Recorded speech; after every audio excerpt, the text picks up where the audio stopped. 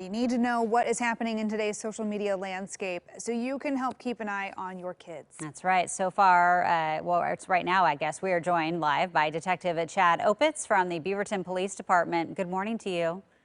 Good morning. Thanks for having me. Yeah, thanks for being here. And I know we can't talk about that specific case, but what do parents need to know? I have two girls, and they're on these, the TikTok and everything. So what do I need to know about what is happening on some of those apps? I think we need to change our mindset when it comes to having our kids and if they're going to be on these applications. And as parents or as guardians, I always would tell people, if it's going to happen, if they're going to be approached by strangers, if they're going to be exploited. I'm now trying to have parents focus on that it's going to happen in some form, and so that the child and that the parent aren't surprised when it is, that it is already talked about beforehand and addressed as a family beforehand, and so the appropriate steps can be taken after that happens. Yeah, I think it's a lot easier to try and go on offense here than to be constantly checking up on all of the different apps that kids are on, because it's hard to keep up. Are there any particular apps that you in law enforcement are keeping a close eye on these days that you think allow the most access to our children?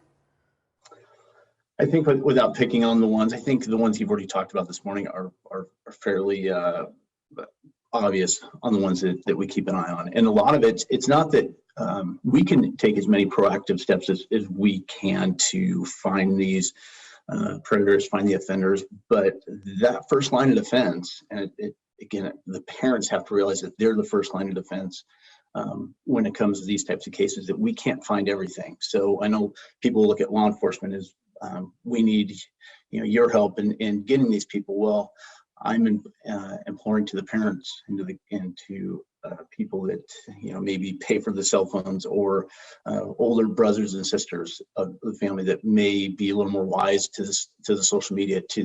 We need their help as well. So I think it's got to be a group effort, and it can't just be solely parents. It can't be solely law enforcement. We all have to work together. Yeah, is there an app that you recommend that parents can use that can better detect this? And if they do suspect something is happening, what do they do from there?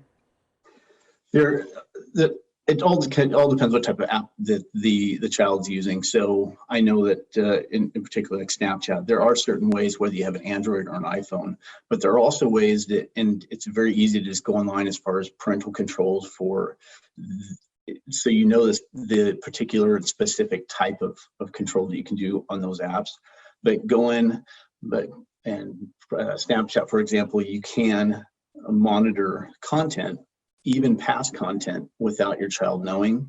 And hopefully it wouldn't have to get to that point, but I think that can't hurt, where that the privacy aspect of it's going to have to give if we truly want to find these people, because these kids are going to be embarrassed. They're going to be scared to come to you and say, hey, so-and-so talk to me. So-and-so wants these type of pictures. Or worst case, I did send something to this person and I'm scared and I'm embarrassed about it. Right. That's why those conversations and building that trust with your kids are just so important. Detective Chad Opitz from the Beaverton Police Department, thanks for joining us. Always some helpful information to talk about. Thank you.